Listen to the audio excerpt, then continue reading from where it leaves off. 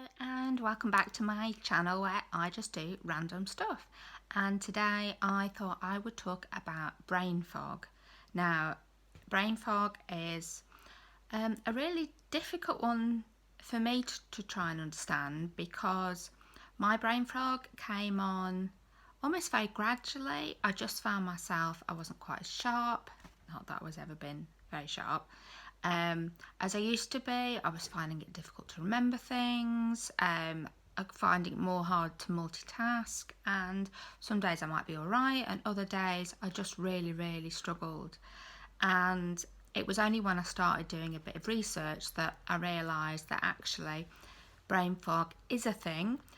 It's not a medical sort of diagnosed condition, but it's a symptom of other medical conditions. So I thought I'd talk to you about that today and how it affects me. Obviously, it's one of those things that affects everybody differently, but this is just my story.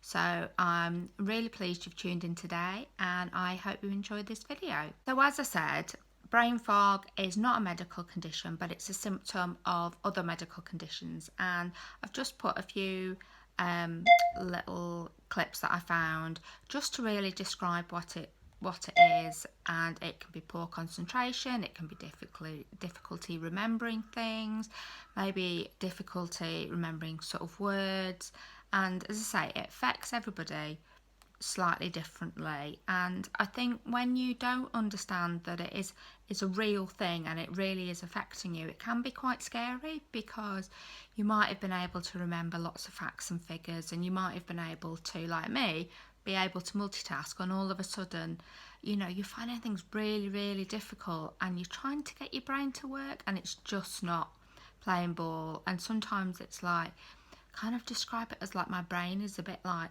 wading through treacle. It's like it's kind of working, but it's working really slowly.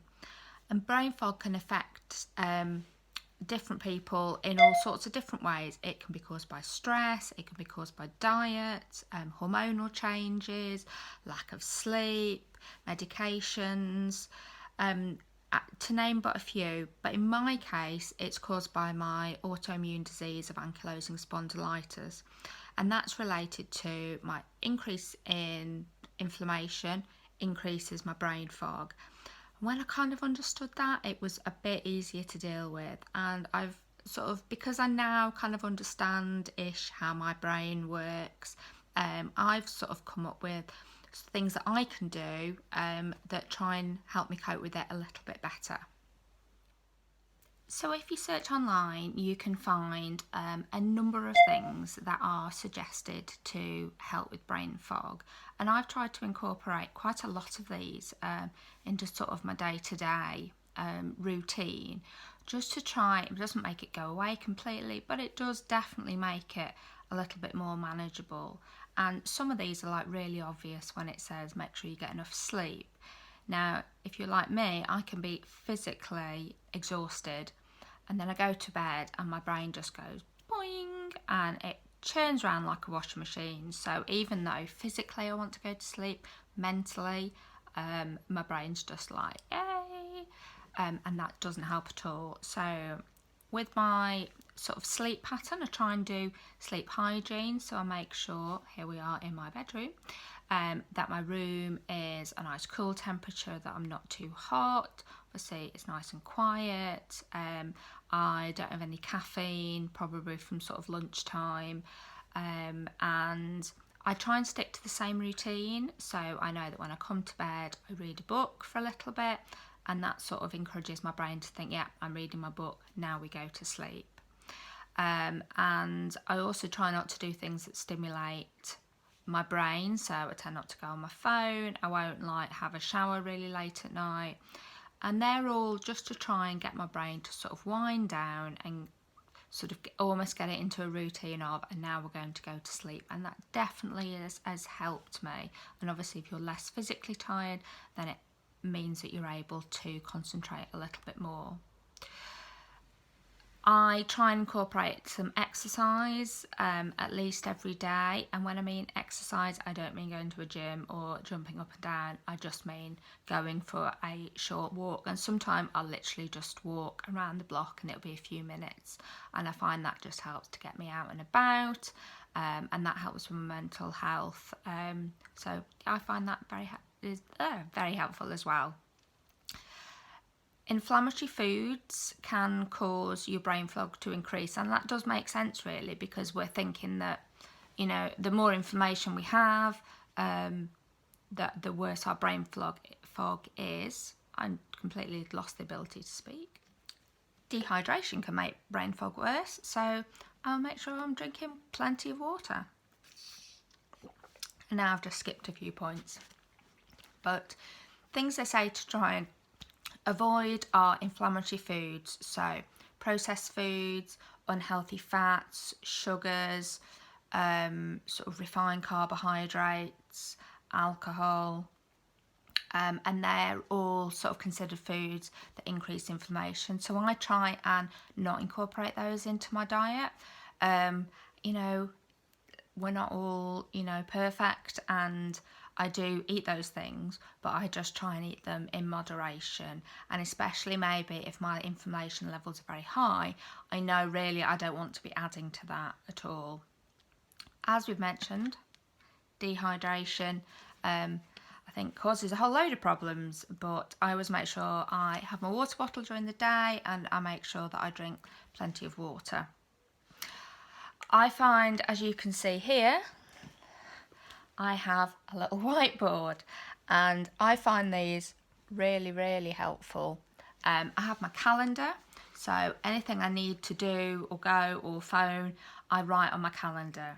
Any letters I might have for appointments, I put in the calendar behind the month where that is, just so I know when I need to come and find that it's there. But my whiteboard, I will write down things I might need to do today. I might need to remember to phone somebody.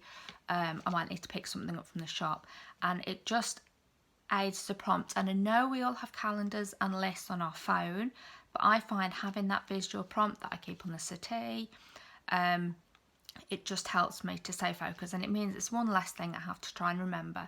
And it also means that everybody else in the house knows, have you done this, you know, or could you do that, and they write it on. So that just helps me, and they can help me as well. Being overwhelmed, I find, makes my brain fog a lot worse, and it's easy to do. I suffer from anxiety, and sometimes, you know, your brain just runs away with you. So to try and stop myself being overwhelmed, I do try and plan my day or my week wherever possible, just so that I don't have a lot of things to do, say all in one day. If I have to go to too many places or have, you know, make too many phone calls, I try and just space that out in my day. You know, some people they just can't do that, but I'm lucky that I've got a bit of flexibility to be able to do that. So I just ensure that anything that I need to do is spaced out in the week, and then I can sort of almost tackle each task as it comes. When I do need to concentrate, I find that sitting down, being in a quiet environment where I'm not going to get distracted, just helps me to concentrate that little bit more. You know, it's not ideal in, you know, a busy house where everybody's working from home. You know, you've got children, you've got the cat, but I find that just being able just to quiet everything around me helps me concentrate. And just try and be a little bit organised. You know, I always put my keys back in the right place. I put things in a certain place in my freezer. So, for example, I don't end up buying a lot of, I think I've got about 4 jars of mixed herbs, because I kept putting them in different places and then I kept forgetting that I bought them.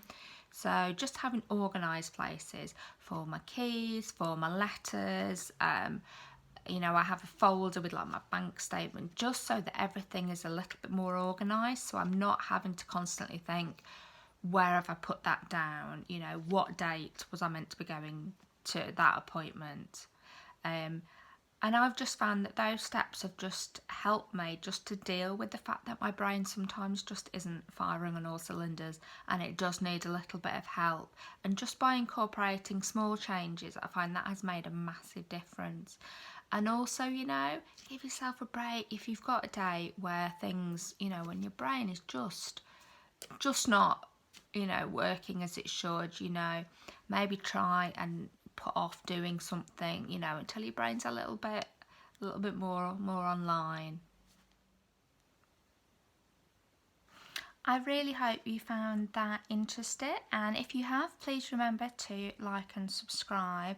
And remember, you know, having an autoimmune or a long-term condition, you know, you are not alone, and these things are very real. They're very real to me and they're very real to you, and I think just by understanding them and maybe learning some new ways and some better ways of doing things just makes life that little bit easier, and I think we can all do with that. So thank you very much for watching, and I'll see you in the next video.